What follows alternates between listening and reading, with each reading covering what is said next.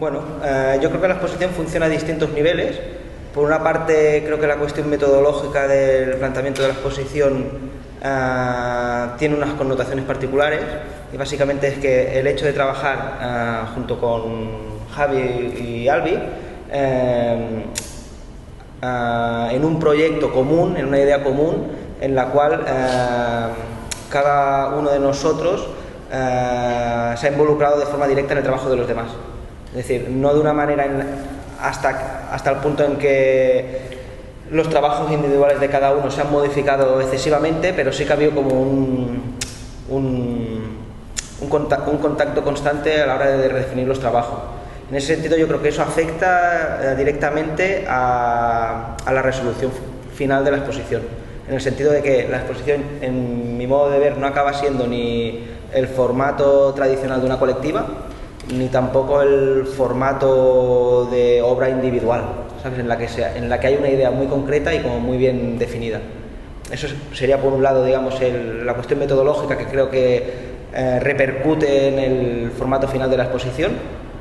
Y por otra parte, yo creo que en el centro de la propuesta ideológica de la exposición, de alguna manera se ha hecho muy presente la idea de trabajar sobre elementos que habitualmente sirven como soporte donde contener las ideas. Es decir, yo creo que hemos trabajado sobre la idea de analizar los propios soportes que habitualmente se utilizan para representar y convertir esos soportes en elementos protagonistas de la exposición. Y yo creo que por ahí sería un poco como los ejes centrales por donde va la exposición. Bueno, diría que hemos trabajado utilizando, Ricard desde el neomaterialismo y Albi y yo utilizando nuevas tecnologías como 3D, en la que posteriormente la formalización de nuestras piezas se ha llevado más al terreno del 2D, de la imagen impresa o incluso el vídeo, y no al final la formalización escultórica de las mismas. Aunque el caso de Albi es una instalación, así que podríamos decir que en realidad solo hablo de mi propia obra. He presentado 3 piezas que no guardan relación formal entre ellas y tampoco de temática. La verdad es que llevaba 5 años sin presentar un proyecto expositivo serio y me di cuenta de que no tenía un discurso formal construido, puesto que la última vez que presenté algo me dedicaba a la pintura y ahora pues me dedico a hacer videojuegos y dentro del departamento de arte, así que me dedico un poquito a hacer más 3D y utilizo Photoshop y herramientas digitales para mi trabajo personal. Entonces, aprovechando el concepto del glitch que nos diste como idea principal que articulara la exposición, pues decidí que iba a abrir varias vías formales en mi trabajo para explorar, no sé, posible futuro dentro del arte contemporáneo e incluso simplemente para un poco disfrutar sin ningún tipo de cortapisa de la oportunidad que nos daba. Y en este sentido pues presenté 2 piezas que son impresiones de unas cabezas, de unos bustos en 3D. Un poco ironizando como no tengo un discurso artístico, porque hace 5 años que me dedico a hacer otras cosas en el mundo audiovisual y tal, pues utilicé el concepto que nos dio Néstor del glitch como línea de salida para derivar sin ningún tipo de pretensión desde el espacio formal y el espacio conceptual, ir construyendo ideas y un discurso formal nuevo desde cero, puesto que, como digo, no lo tenía desde hace años. De hecho, la última vez que estuve inmerso en una exposición así un poquito seria de arte contemporáneo debió ser hace 5 o 6 años, tiempo en el que yo me dedicaba a la pintura. Entonces, pues eso, sin ningún tipo de pretensión, empecé a trabajar con herramientas 3D y Photoshop, que es lo que utilizo en mi trabajo, intentando con esas herramientas hacer algo completamente diferente a lo que suelo hacer en mi trabajo, un poco pervertir la lógica de mi propia carrera profesional, escindirme de las ataduras que tengo en mi oficina y poder realmente hacer lo que yo quisiera hacer. Sí. Y bueno, pues con Ricard y con Albi fuimos entre todos construyendo nuestras propias piezas y tal, y bueno, hemos ido dándonos feedback constantemente a través de Skype durante 6 meses, ellos en Berlín. Fue interesante, como un origen, hubo un proyecto de videojuego, ¿no? Por tu parte, para la exposición. Primeramente, sí, efectivamente, se me olvidó. La primera propuesta mía fue hacer una especie como de videojuego en el que el jugador constantemente cayera en un glitch que le hiciera perder irremediablemente, o que el juego de repente colapsara y todo empezara de nuevo, ¿no? Por desgracia, bueno, yo para hacer eso necesitaba apoyo de gente de mi trabajo, y por temas de timing y tal eso no se pudo realizar, con lo cual al final reciclé un poco el personaje y la estética que había creado para hacer el vídeo de Tanausu Marrero, que es una especie de crítica a la construcción que ha hecho Nacionalismo Canario sobre la propia historia canaria y la idiosincrasia de los canarios. Y bueno, durante ese tiempo también tuve la oportunidad de hacer otro vídeo, que es un loop de un glitch producido en uno de los videojuegos que estamos haciendo en mi empresa. Es un error en una de las versiones beta del videojuego, entonces me pareció perfecto para la exposición. Era literalmente un glitch en un software. Entonces pedí a mi compañero Panos, que es programador, que fue el que realmente hizo el glitch sin quererlo. Le pedí por favor que me pasara esas imágenes que se veían mal, eran ruido de colores primarios en vez de ser un render de un vestido, que es lo que debería haber sido. Entonces, con esas imágenes distorsionadas por el glitch, producto de una programación deficiente, construí una especie de animación que se repetía sobre sí misma. Y luego he presentado una tercera pieza, que es que utilizando como el icono el busto como idea, como del monumento, cuestionando un poco hasta qué punto es pertinente en el siglo XXI construir imágenes de prohombres, ¿no? Hasta qué punto ya nos podemos creer que esas personas representadas en aquellos bustos del pasado son ejemplos de sociedades, ¿no? Y un poco cuestionando realmente la veracidad de la historia, ¿no? Y cómo se construye a través de prohombres, de gente que han sido utilizadas de ejemplo, ¿no? por las generaciones posteriores, ¿no? Y bueno, un poquito esas han sido las 3 piezas que he presentado, que como digo no guardan relación formal ni conceptual entre ellas, pero bueno, ha sido una especie de juego en el que Albi y Ricard me han ayudado, un poco me han ido guiando, me han dado consejos y tal, y bueno. Pues empezaría diciendo con lo que se encuentra el espectador al venir a la exposición un poco, ¿no? Que es un grupo de obras trabajados a 3 manos, desde la distancia, a través de Skype, desde diferentes países.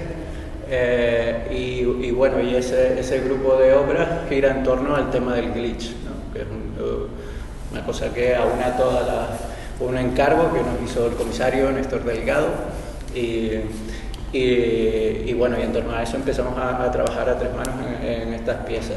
Esto derivó en diversos formatos, como los que nos podemos encontrar en la sala, desde vídeo, fotografía, utilizando el 3D. Y bueno, un poco aclarar también pues el concepto de glitch, ¿no?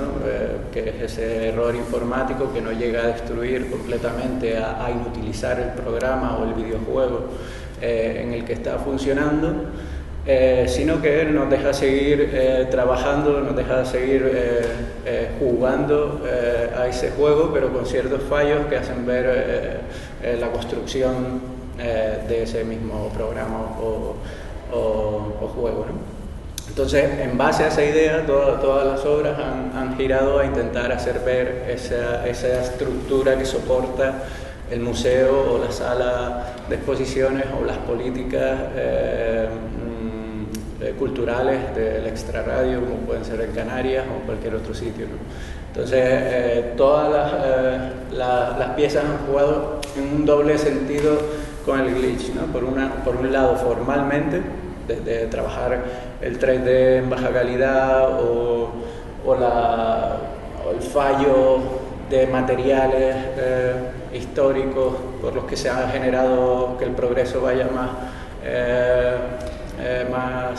sí, que el progreso vaya así adelante, nuevas búsquedas y nuevos encuentros de soluciones, o simplemente fotografías que se han manipulado con las herramientas que normalmente se usan para embellecer y dar esplendor a las imágenes de documentación de sala, ¿no? Entonces todo ha girado en torno a ese glitch, y la propia exposición pretende ser un glitch, porque entendemos también que los artistas emergentes de alguna manera son ese glitch. El glitch tiene además la capacidad de ampliar el lenguaje en el que se inserta.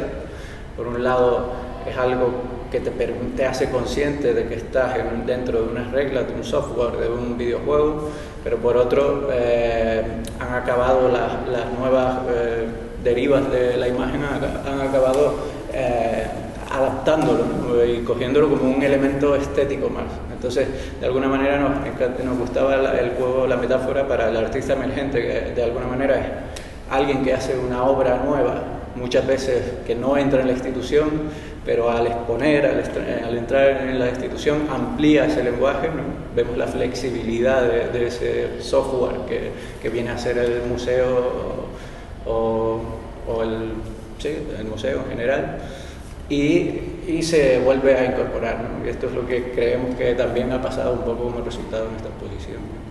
Una cosa que veo yo interesante también es que hemos trabajado, al estar en la distancia, creo yo, no hemos trabajado tanto físicamente en un taller para luego traer esas piezas aquí, sino que hemos trabajado de una manera muy proyectual, y eso se ve en las herramientas que hemos utilizado, como el 3D, ¿no? El hecho de que Javi haya hecho también videojuegos 3D tiene mucho que ver con eso.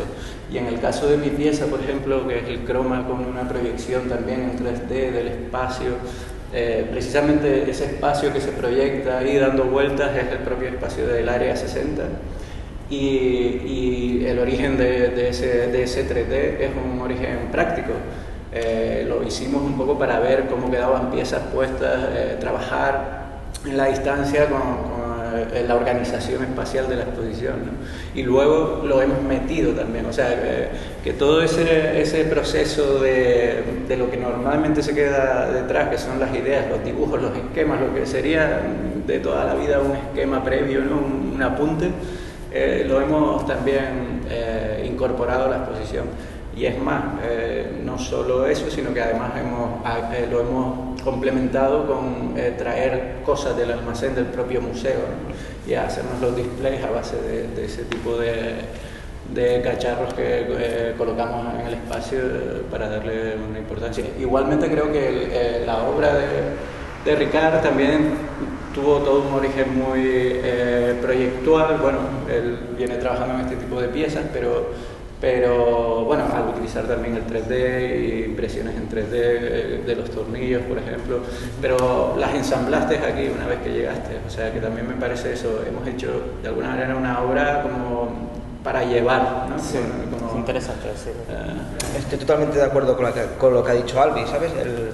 El cómo el propio proceso de trabajo se ha acabado incorporando dentro de la propia formalización de la exposición. Y bueno, eso se ha hecho muy evidente en el caso del uso de las cajas de embalaje de las piezas como elementos que soportan la propia pieza, o con la propia idea de croma también de alguna manera, ¿no? O sea, el croma como elemento funcional, ¿no? Que sirve para crear escenarios, ¿no? De alguna manera para construir la imagen. En este caso sirve como objeto para soportar una imagen, como que hay un intento de introducir todo lo que normalmente queda detrás en la construcción de la imagen, ya sea introducir el propio proceso, en el caso de la imagen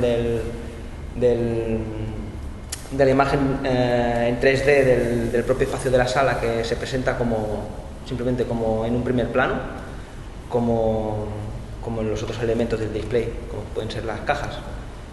Y después, a nivel particular, los dos trabajos que he trabajado siguen el hilo de investigación sobre el estudio de, concretamente, el plexiglass, es decir, a partir del estudio de un material que normalmente actualmente se utiliza como un elemento de soporte para imágenes, intentar que ese soporte habitual de las imágenes dotarlo de su memoria, es decir, a partir de la investigación sobre la memoria del material, bueno, se evidencian una serie de procesos históricos que de alguna manera señalan a las lógicas del progreso técnico y científico, cómo el progreso técnico y científico de alguna manera coloniza la propia retórica formal de las artes visuales. Eso bueno, de alguna manera, en el caso de las obras rotas de plexiglass, en las que, bueno, simplemente es un plexiglass roto, por un lado, esa rotura hace referencia a quitarle la función habitual como soporte para representar, es decir, hacerlo disfuncional, y por otra parte, la idea de la rotura hace referencia a un momento histórico concreto de la historia del material, que fue en los años 30, cuando el plexiglass se comercializa. Se empieza comercializando en la industria de la guerra, concretamente en las cabinas de aviones, de submarinos de guerra. Y bueno, hay una historia de un oftalmólogo británico que durante la Segunda Guerra Mundial tenía que atender a los pilotos de avión. Resulta que a los pilotos de avión se les introducían los trozos de plexiglass en el ojo, y a partir de ese fenómeno, el oftalmólogo descubrió que el plástico acrílico, el plexiglass, no representaba incompatibilidad con el tejido orgánico. Entonces, a partir de ahí, el oftalmólogo inventó las lentes intraoculares, ¿no? Bueno, me gusta la idea esa de recuperar esa historia, ¿no?, como para convertir el propio soporte en contenedor del propio discurso, ¿no? Por ejemplo, también la propia plexiglass, también en los años 30 desarrolló un jabón realizado con enzima del intestino del cerdo. Actualmente ese tipo de jabón es el jabón que se utiliza habitualmente en las lavadoras. Bueno, me interesa ese tipo de rescatar ese tipo de conexiones históricas, no como un material que en las artes visuales se concibe como neutral, es decir, es un elemento que se usa para soportar imágenes, como a través de la lectura de su memoria de alguna manera podemos acceder a visualizar cómo ese progreso técnico y científico está detrás del mundo material, por decirlo de alguna manera. Ese mundo material que a la vez también está presente en el mundo del arte, que muchas veces queda neutralizado, ¿sabes? Queda como omitido. Y básicamente es ese tipo de operación la que me ha interesado trabajar. Los tornillos son elementos que de alguna manera ensamblan ese mundo material, sirven como elementos clave para soportar esa estructuración material, y me interesaba también el doble sentido o la aplicación del tornillo en el mundo del arte, ¿no?, que es un elemento que habitualmente también siempre permanece oculto, o al menos tiene una función claramente práctica, y me gustaba esa idea de recuperar el tornillo no solo como elemento práctico, sino como protagonista. En ese sentido, en la obra, en el trabajo que se presenta, lo que he hecho básicamente es copiar el diseño de distintos tornillos industriales e imprimirlos en 3D.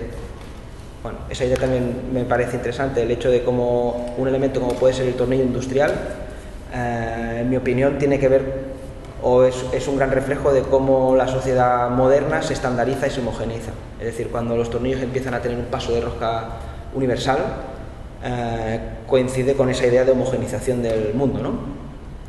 El hecho de copiarlo e imprimirlo en 3D, de alguna manera también señala a problemáticas que tienen que ver con la reproducción y los derechos de autor. Pero de alguna manera esas problemáticas que se han dado en el mundo inmaterial sobre la copia, sobre el acceso al conocimiento, con la llegada de las impresiones 3D, de alguna manera se generan nuevas problemáticas, que estamos como de alguna manera asistiendo a la reproducción y la copia del mundo material, pero arrastrando todo ese bagaje previo del mundo inmaterial, ¿no? o de la lógica de la copia inmaterial. Bueno, un poco va por ahí el tipo de propuesta. Simplemente dar cuenta de lo que decía Ali, que en el proceso que hemos seguido para realizar esta exposición ha habido como dos partes, ¿no? Que dijo él. Una de producción, siempre en digital, pues todo era archivos de imagen, archivos de vídeo y tal, que lo fuimos colocando en una carpeta de Dropbox, y luego todo eso cobró cuerpo aquí, en el TEA, en Tenerife. ¿Sabes? Incluso lo que decía Ricard de ir a los fondos del TEA y coger las cajas, coger plexiglas, coger ese tipo de materiales que normalmente están ocultos o que son simplemente parte del proceso de expositivo, pero que luego son retirados. Y bueno, esas dos formas, ¿no? El de proceder digitalmente y luego que todo eso cobre cuerpo dentro del TEA, incluso utilizando elementos del TEA, de los fondos del TEA, cajas de embalaje y todo ese tipo de cosas, ¿no? que primamos aquí, que hagamos el 3D, que todo lo físico se haga directamente aquí, se hiciera directamente aquí, mientras que tuvimos un proceso de 5 meses trabajando a distancia con herramientas digitales, Skype, 3D, Photoshop y todo eso. Entonces, bueno. Sí, casi es una exposición descargada de internet. Sí, que el propio proceso da un poco cuenta de lo que queremos contar, o sea, simplemente. Y yo a lo mejor añadiría un apunte así sobre algo que no hemos tocado y que me parece interesante, que es el tema del humor, que también lo hay, ¿no? Hemos hablado mucho de la seriedad que hay así, pero bueno, el humor nos parecía en sí, y el mecanismo del chiste también como un glitch en sí mismo, ¿no? Y bueno, y por ahí fue por donde se nos ocurrió también traer a Miguel Noguera, que él por sí mismo su ultra show es un glitch, y también para un poco potenciar ese lado más humorístico de chiste que podría tener la exposición, ¿no? Porque también nos gustaba aligerar un poco de esto, hablando todo el tiempo de la peana y darle vuelta a la peana, pues también está bien meterle un poquito de contenido, un poquito de humor para unirlo todo.